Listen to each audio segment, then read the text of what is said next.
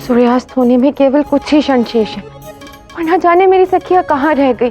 मुझे तो ऐसा प्रतीत होता है कि इन्हें कुछ पड़ी ही नहीं है कि मैं इनसे रुष्ट हूँ।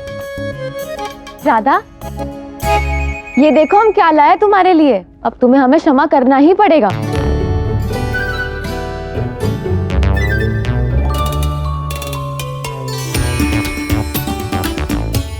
किंतु मुझे तो इसमें कोई रुचि नहीं है, कोई विशेषता ही नहीं है इन सब वस्तुओं में। और वैसे भी मैं स्वयं भी तो जाकर हाट से ला सकती थी ना ये सब। किंतु हाट से नहीं, बरसाना के बाहर वाले मेले से लेकर आए हैं। ये देखो, ये चुनरी ना तुम पर बहुत अच्छी लगेगी। क्षमा करना, किंतु मुझे नहीं लगता कि ये मुझ पर जचेगी।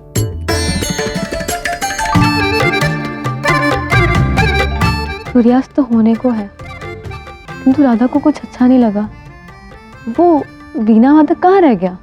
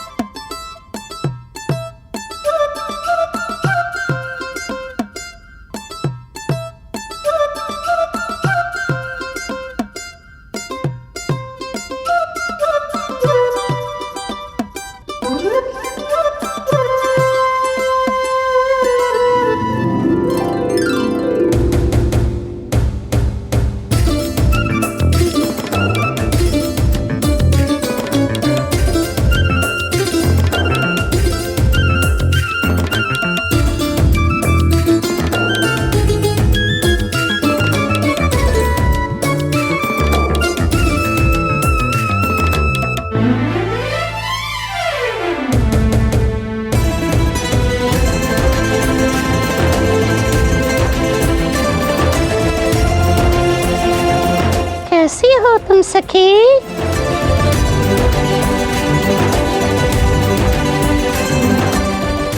मैंने पूछा कैसी हो तुम सखी? मैं ठीक हूँ, किंतु तुम कौन हो? मैं वो हूँ जिसकी तुम्हें प्रतीक्षा है। मैं वो हूँ जिससे तुम्हें अपेक्षा है। लो पुरुषों में स्वर्ण मैं हूँ, सूखे पुष्पों में हरित वर्ण मैं हूँ।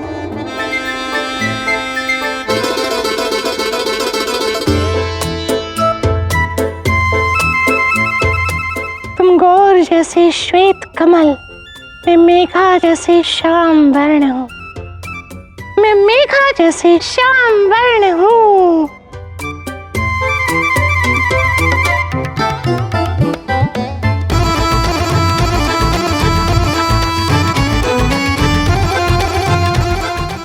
गोपियों की रानी हो और मैं गोपा देवी हूँ।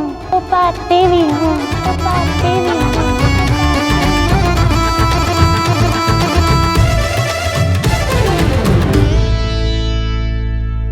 देखा गौरी, अंततः मेरे आराध्य ने एक मध्य मार्ग ढूंढ ही लिया, जिससे देवी राधा का अर्धचंद्र की रात्रि को मिलने का वचन भी ना टूटे और उनकी पुकार भी अनसुनी ना हो। किंतु महादेव, इस समय राधा केवल सखी नहीं, राधा रानी है, तो उनको तो ये अवश्य ज्ञात होगा कि गोपा देवी कोई और नहीं, स्वयं उनके कृष्ण है। इतनी दृढ़ता से कुछ भी मत कहो गौरी। स्मरण है ना, ये श्री कृष्ण की लीला है और उनकी इच्छा के बिना उन्हें कोई भी पहचान नहीं पाएगा, और ना ही भ्राता बलराम को, फिर चाहे वो स्वयं राधा रानी ही क्यों ना हो। किंतु गोपा देवी, तुम यहाँ कैसे? हम तो मेले में किसी और से मिले थे। ये मेला समाप्त हो जाए, उसके बाद ही हाट बंद करके फिर चलता हूँ आपके साथ। हाँ, तो उन्होंने ही तो मुझे यहाँ पे भेजा है ना, वो अभी आ ही रहे। सुनो, सुनो। अरे आया आया। आ गए। मूंछों में समय लग जाता है।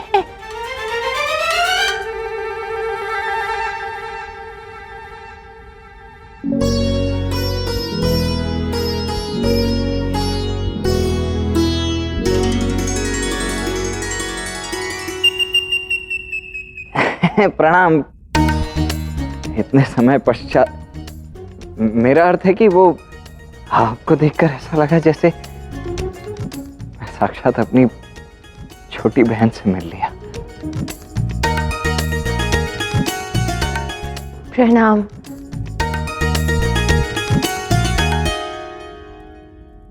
कैसे हैं आप सभी?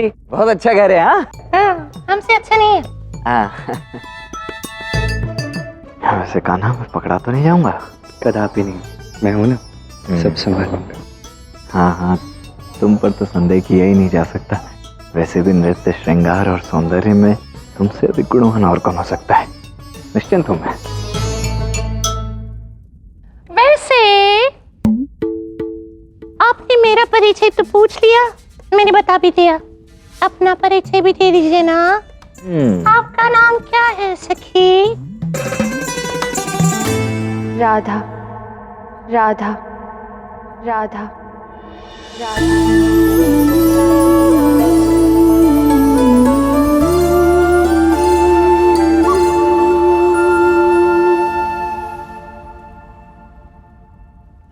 क्या नाम है? राधा। राधा, कितना अच्छा नाम है। ऐसा नाम है जैसे मानो जिसको ये मिल जाए उसकी कट जाए हर बाधा। राधा राधा, वाह वाह वाह। गोपा देवी, तुम सत्य में इनसे श्रेष्ठ संगीत बजा लेती हो। हो, क्या पूछ लिया। महादेव मुझसे झूठ ना बुलवाएं, कभी मैंने घमंड तो नहीं किया है, किंतु मैं वो हूँ जो अपनी मधुर संगीत से मरुस्थल में वर्षा करा दे। मैं वो हूँ जो बिना बरखा के मोर नचा दे। मैं वो हूँ जो एक क्षण में युद्ध रोक दे तो एक क्षण में युद्ध का शंखनाद कर दे। मैं वो हूँ जो कभी रूप परिवर्तन तो कभी युग परिवर्तन कर दे। क्या क्या करना है बताओ बताओ बताओ। किंतु हमें यहाँ कोई युद्ध नहीं रोकना, ना ही कोई बड़ा कार्य करना है। बस हमें तो हमारी सखी को प्रसन्न करना है जो हमसे रुष्ट है। अरे बस इतनी सी बात। ये कार्य तो हमारी गोपा देवी के लिए चुटकी बजाना नहीं। आपकी सखी की मनोदशा ही ठीक करनी है ना। अरे ये तो अब भी करके दिखाएगी। मैं कार्य कर सकती हूँ, किंतु मैं कार्य करूंगी नहीं।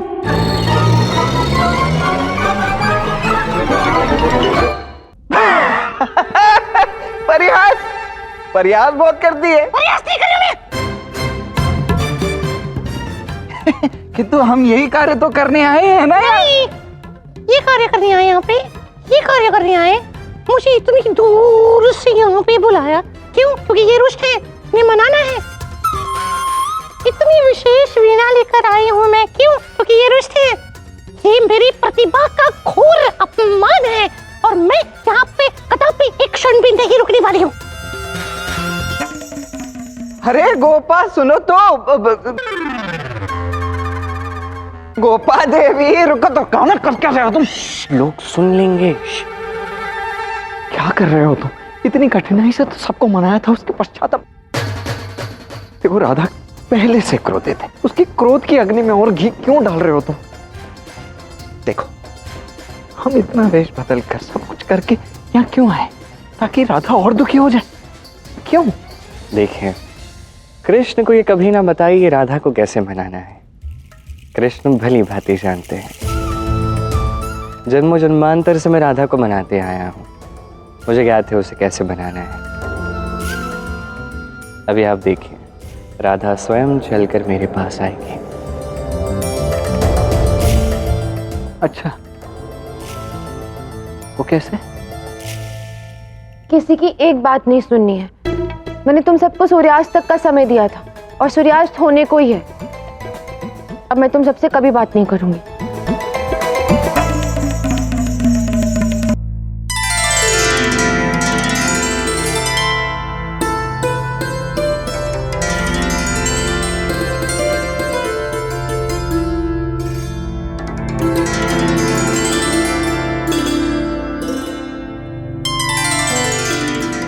मुझे अनुभव हुआ कि ये युद्ध रोकना फिर भी सरल है, किंतु एक सुंदर कन्या का मन मोह लेना अत्यंत कठिन है ना। आशा है कि मेरा ये संगीत तुम्हारा हृदय परिवर्तन कर देगा।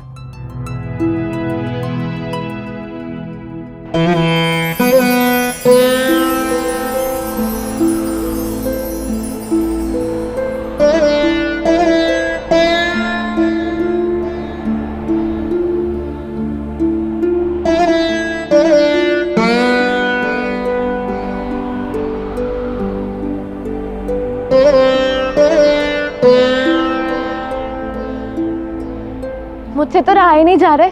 चलो ना राधा, हम सब मिलकर इस संगीत का आनंद लेते हैं। तुम सब जाओ।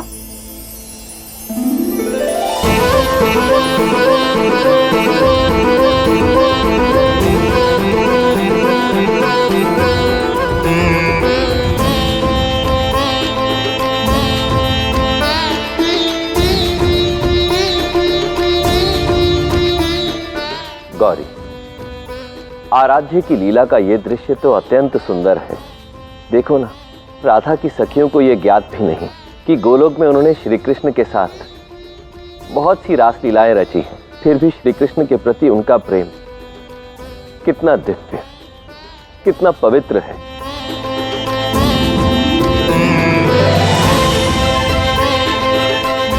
वो ये नहीं जानती कि गोपा देवी ही श्री कृष्ण है, पर फिर भी वो गोपा देवी के संगीत पर स्वयं को नृत्य करने से रोक नहीं पा रही।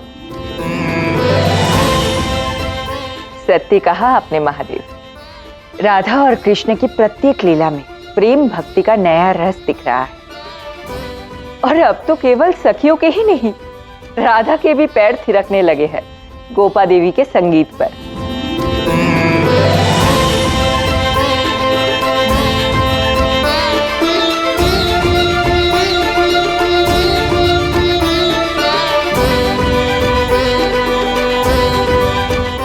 कैसा आभास हो रहा है मुझे।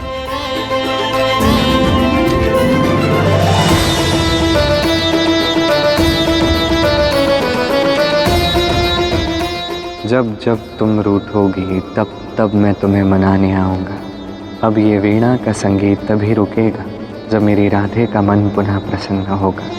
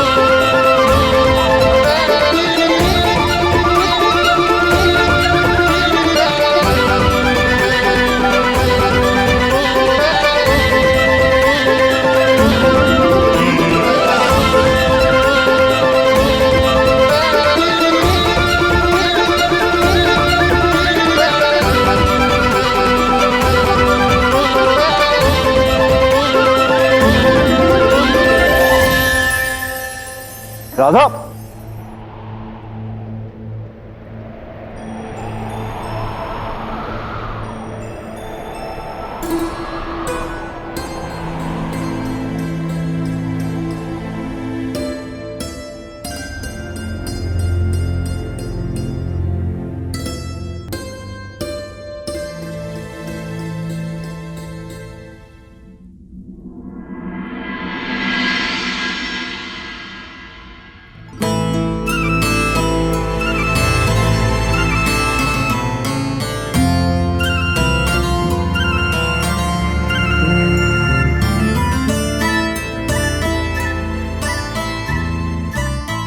कैसा लग रहा है अब राधा? तुम बिना राधा पहले ही रुष्ट होकर हम सबको चिंतित कर दिया और अब ऐसा नृत्य किया कि अचेती हो गई और हम सबको अधिक चिंता में डाल दिया। पता नहीं, किंतु उस क्षण ऐसा मन कर रहा था जैसे सब भुलाकर केवल नृत्य ही करो। आज के लिए बहुत नृत्य हो गया राधा, अब विश्राम करो। हाँ, मैं तुम्हारे लिए भोजन लेके आती हूँ।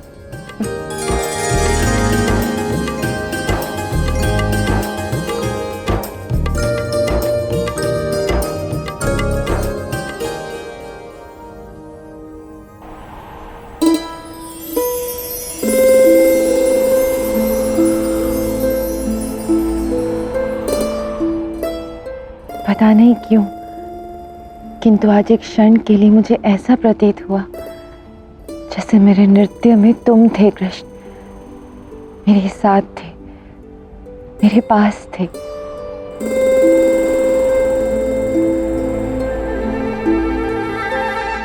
आओ इसे पकड़े।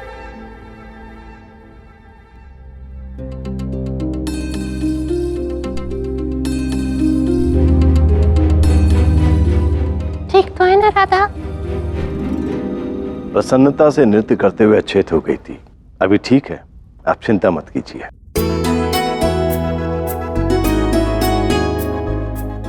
इससे पूर्व मैंने कभी अपनी पुत्री को इतनी प्रसन्नता से नृत्य करते हुए नहीं देखा। आपके संगीत में अवश्य कोई चमत्कार है। धन्यवाद मेरी पुत्री के मन के क्रोध को शांत करने के लिए। नहीं नहीं, आप मुझे धन्यवाद मत कीजिए।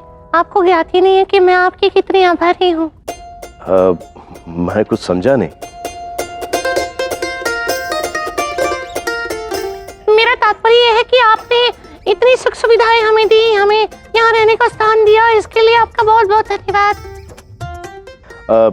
आप दोनों अगर यहाँ से भोजन करके जाते तो मुझे और मेरी पुत्री राधा और उसकी सखियों की प्रसन्नता होती। नहीं नहीं नहीं, वो हाट में हमने दुकान स्थापित की है, उसका ध्यान रखना है ना, हमें जाना होगा। अरे गोपा, दुकान का ध्यान मैं रख लूंगा ना। नहीं, आपको कहाँ आता है? इनको नहीं आता है, मुझे आता है।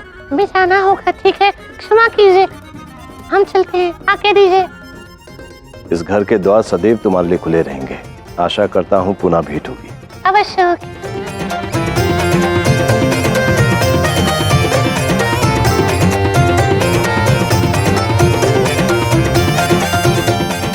हम सत्य में जा रहे हैं कान्हा? इतनी दूर हम राधा से मिलने ही तो आए थे, उससे ठीक से मिले बिना ही जा रहे।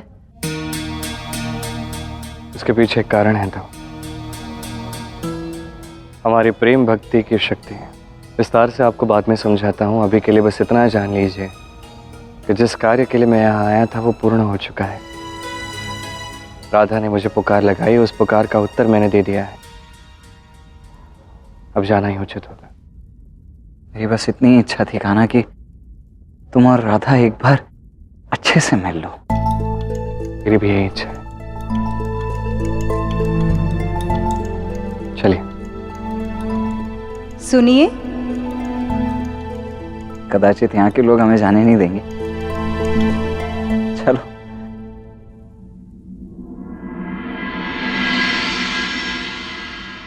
आर्य, राधा को चेत आ गया है। अच्छा, चाहिए अपनी लाडली से मिल लीजिए।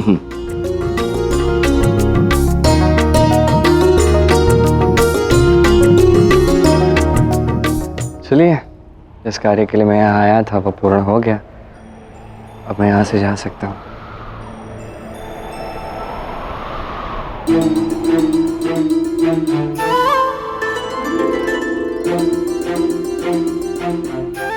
राधा,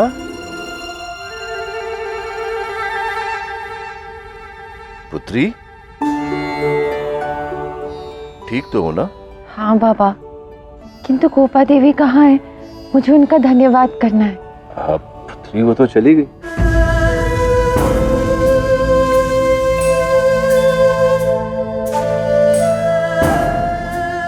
क्या? हाँ, मैंने उन्हें रोकने का प्रयास किया था, किंतु उन्होंने कहा कि कोई आवश्यक काम है जिसकी वजह से उन्हें जाना होगा। अभी अभी कुछ समय पहले ही गई हो।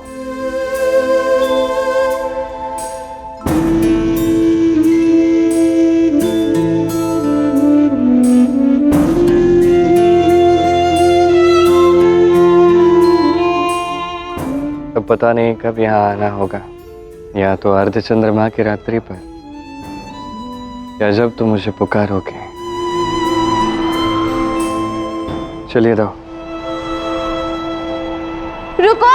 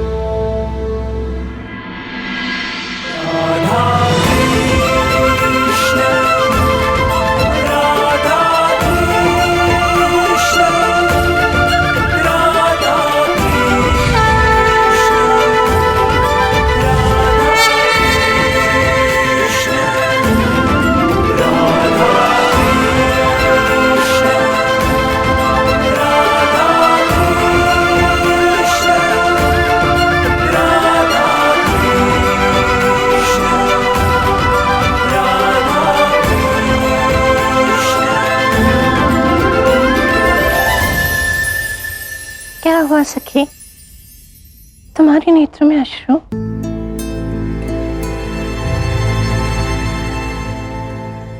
क्षमा करना, मैं नहीं जानती कि मैं ऐसा क्यों कर रही हूँ, किंतु मैं नहीं चाहती कि तुम यहाँ से जाओ। ऐसी क्या विशेषता है तुम में? कौन हो तुम?